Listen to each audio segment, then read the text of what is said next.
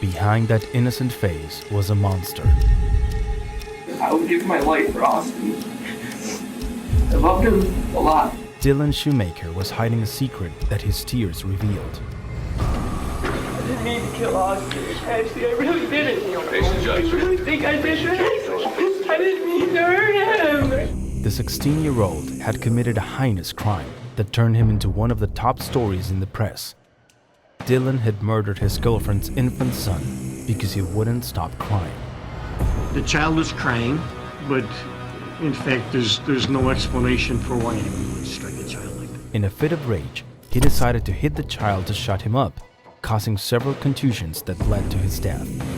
Their 16-year-old boyfriend had struck the child repeatedly about the face. The cause of death was determined today to be blunt force trauma to the head. The young man was immediately arrested by the police. The case shocked the entire community for its brutality. Everything was confusing, and the young man's tears during the trial would soften the hearts of those who criticized him the most. However, behind it all was a dark deception, one that the judge would finally reveal, and that would put an end to Dylan's lie. The record will show that you admitted that on July 23, 2013, in a phone call to your mother from the holding center, you stated, and I got a quote from the court reporter, "I am a 16-year-old blonde. Probably all I have to do is cry in front of the jury, and they're going to feel sorry for me." End quote. Dylan thought that his appearance and his performance would ultimately free him from any possible guilt.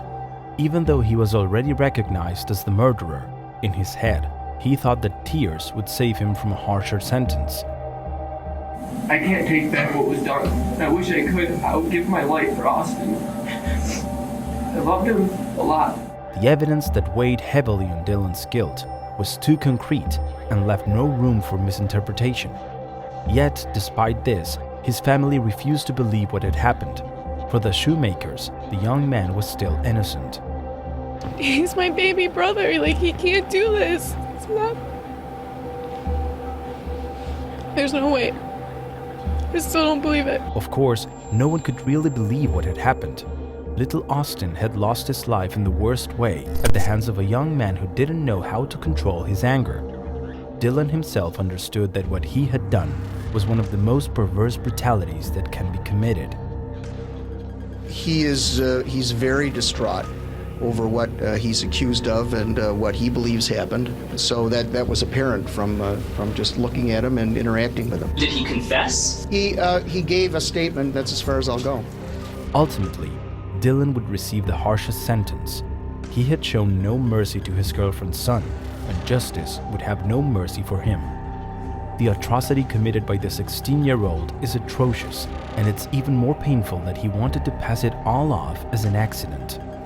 Clearly, if a child or any human being is suffering multiple injuries over a period of time, that conduct is not accidental. 18 years in prison, a period of time longer than that he had been alive, was ultimately the punishment this disheartened criminal received.